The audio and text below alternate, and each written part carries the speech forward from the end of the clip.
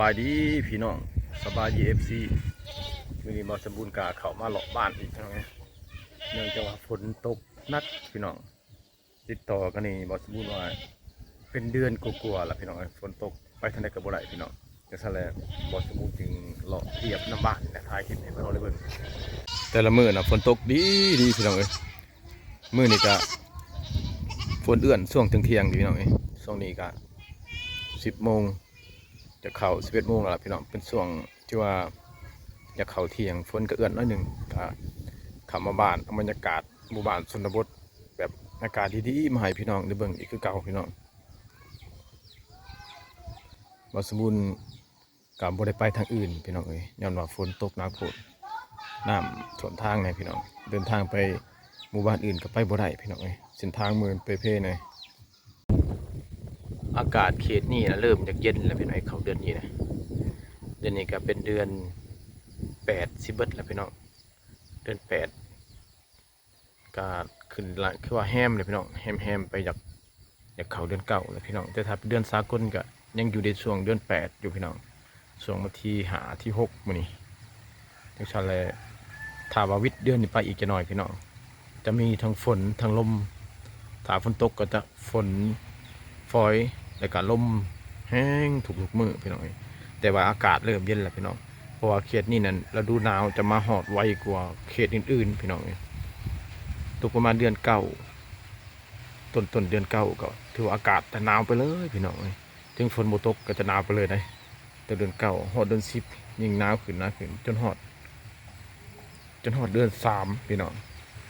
หมดเดือน3ที่เขาเดือน4อากาศหนาวจึงวิทย์พี่น้องเขตนี้นะอากาศหนาวถือว่าแก่ยาวดนที่สุดพี่น้องเข้ามาบ้านมื้อนี้ก็ว่าสิมาจอบเบิ่งเฒ่าโกมพี่น้องพอเฒ่าที่ว่าบ่สมบูรณ์เคยถามเราเกี่ยวกับฮีตคอมเพนีของสุนทรบ่รู้แต่มื้อนี้บ่เห็นเราพี่น้องสงสัยเราไปไห้ไปสวนเพราะว่าบ่สมบูรณ์ก็เข้ามาซ่านะพี่น้องมีตั้งแต่เฮือนแล้วก็สิ่งของที่เราปะไว้กาเกียมนี่สงสัยไปตัดไม้สิเฮ็ดเฮือนพี่น้องนี่เพราะว่าไม้เราที่ว่าเราคนไม้แล้วก็ซับเฮ็ดภาคพี่น้องนี่อันนี้คือไม้พางพี่น้องไม้พางไม้พุ่งก็เจ้าเอามาจากป่ามาแล้วก็ซับให้มันแบ่ๆออกไปนี่พี่น้องแล้วก็ตากฝนไว้หรือว่าตากแดดไว้ให้มันแห้งเพื่อบ่ให้มอดกินเสร็จแล้วก็เจ้าก็จะนำมาเฮ็ดเฮือนพี่น้องเฮ็ดเฮือนเป็นฟาร์มนี่แหละพี่น้องนี่อันนี้คือไม้ที่เฒ่าโกมป้าไว้ก็เราบ่อยู่มื้อนี้พี่น้องเราไปที่มันขึ้นภูคือเก่าพี่น้องไปตัดไม้เพราะว่าแต่ละมื้อบ่สมบูรณ์จะเห็นเราย่างผ่านหน้าบ้านหน้าเฮือนก็บ่สมบูรณ์ไปนะพี่น้องตัวนี้นะมันจะเป็นไม้ที่ว่าแก่ได้พี่น้องเป็นไม้พางที่ว่าแก่ก็จะเอามาซับแบบภูมิปัญญาของชาวบ้านนะพี่น้องซับแบะออกเพื่อจะให้ปูพื้นเฮือนหรือว่าแอมเป็นฟ้าเฮือนพี่น้องนี่คือพี่น้องบ้านเฮาสลายกันน้ำใสไม้พางไม้พุ่งนี่แหละพี่น้องนอกจากพาไม้เหี้ยไม้พุ่งพี่น้องที่ว่าก็เจ้านำไปเห็ดแป้นปูเฮือนหรือว่าแอมเฮือนแล้วก็ยังมี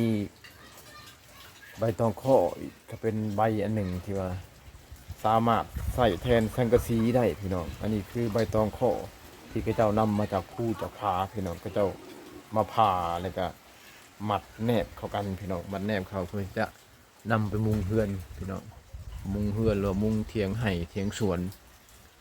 ความทนทานก็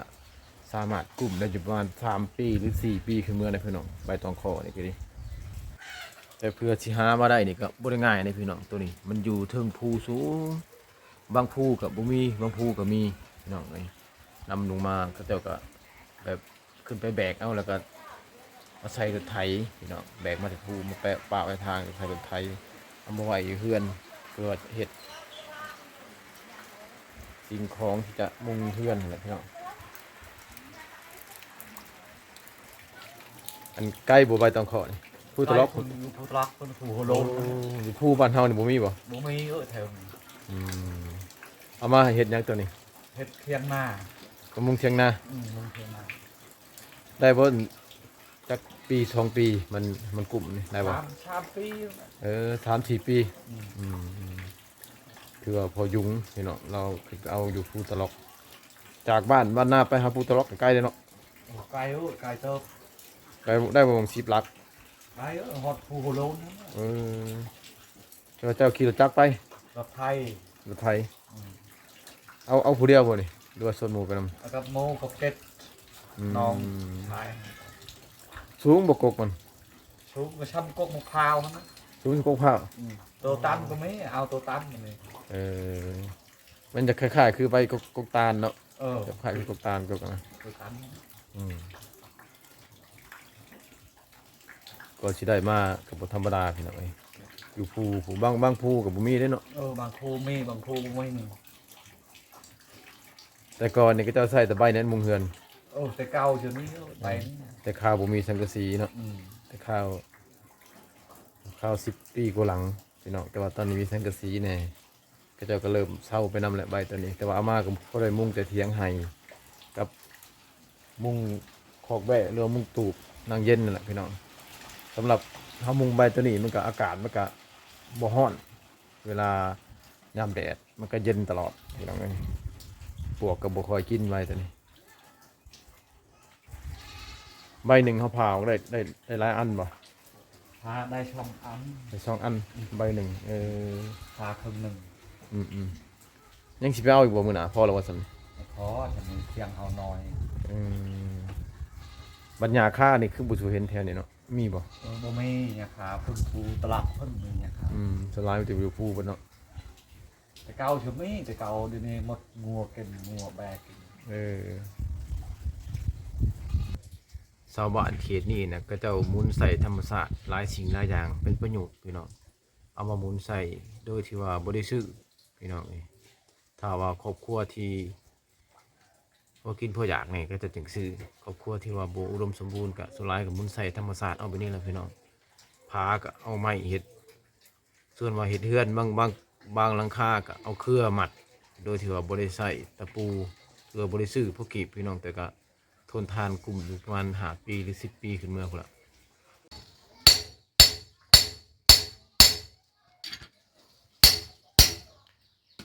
ทุกอย่างพี่น้องครับแต่เครื่องใส่ของสอยที่ว่า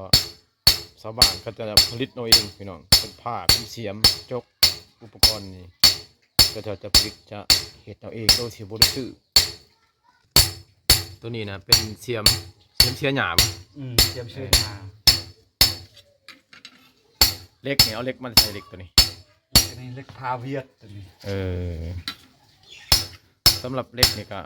บูธพี่น้องส่วนหลายเป็นเล็กเศษของระเบิดหรือว่าเล็กเก่าก็จะนำมาเผาไฟหรือกตีแปรหูกเป็นเครื่องใส่ในชีวิตประจำวันมีหลายอย่างที่ก็เจ้าแบบผลิตสร้างเอาเองโดยที่ว่าบ่ได้ซื้อนะพี่น้อง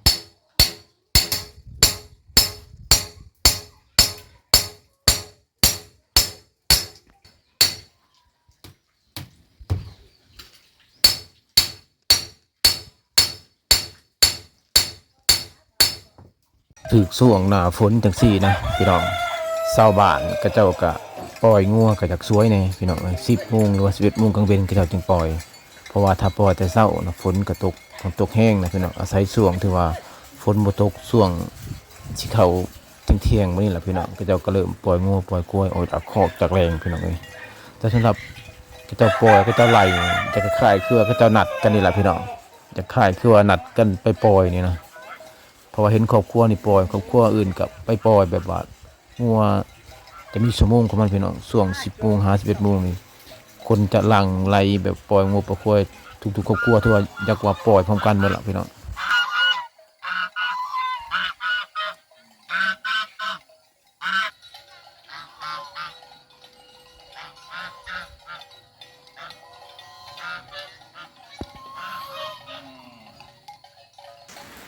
บรรยากาศของบ้านนอกของหมู่บ้านชนบท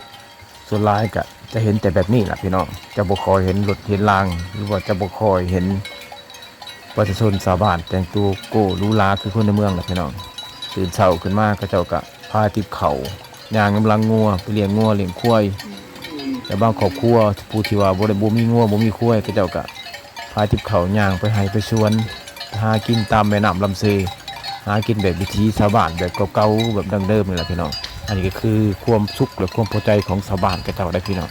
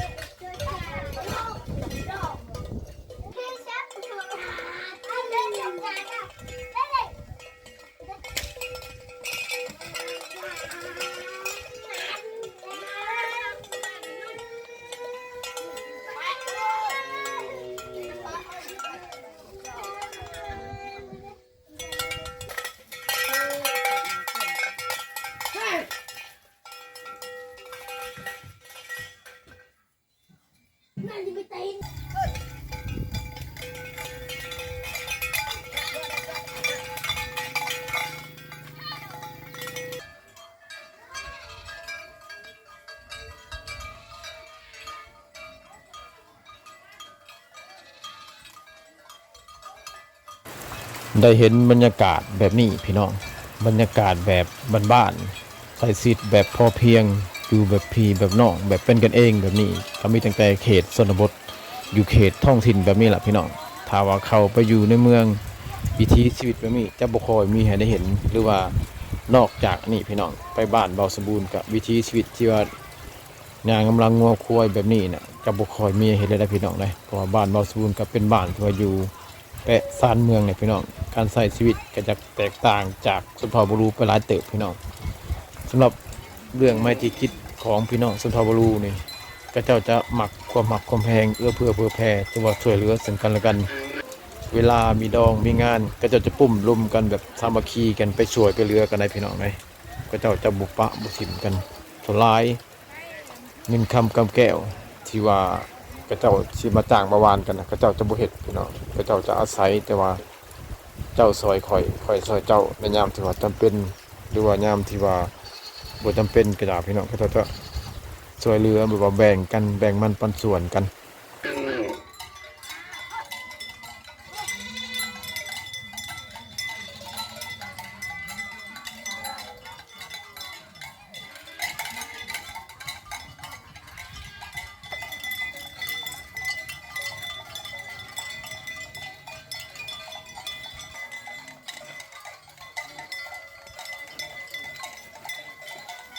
มาเห็นบรรยากาศเป็นอะไรก็คิดฮอดที่ว่าตอนยังหน่อยพี่น้องตอนบ่าวสมบูรณ์ยังหน่อยตะกี้กะแบบนี้แหละพี่น้องย่างกำลังงวนกำลังควายออกไปถุงไปทาไปให้ไปนาไปเลี้ยงงัวเลี้ยงควายอยู่ป่าหรือว่าอยู่ทุ่งนาพี่น้องมาเห็นบรรยากาศมีอะไรคิดฮอดสมัยตอนที่ว่ายังเป็นเด็กน้อย30 กว่าปีขึ้นหลังพุ่นน่ะพี่น้อง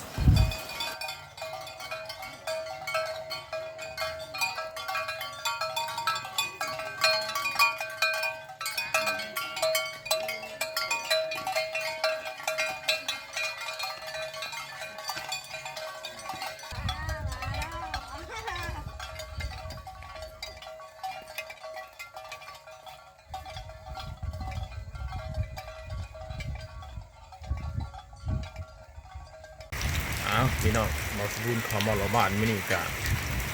สิเบิดเขานี่พี่น้องเอ้ยเพราะว่าฝนมันมาไหลแล้วพี่น้องเขามาทำบิดฝนกับบริตกพี่น้องเอ้ยพออยู่มาเขามาเลาะได้ประมาณ30 นาทีหรือว่าชั่วโมงฝนไหลเบาสมบูรณ์ละพี่น้องก็จะได้ออกมือพักผ่อนเลาะถ่ายคลิปบ่ได้ละสมบูรณ์ก็จะขอฝากคลิปนี้ไว้เท่านี้พี่น้องก็อย่าลืมกดไลค์กดแชร์กดติดตามเจอกันใหม่คลิปหน้าพี่น้องสำหรับคลิปนี้ขอจบอยู่ที่ส่วนบ้านของบ้านนาพี่น้องก็ขอบใจ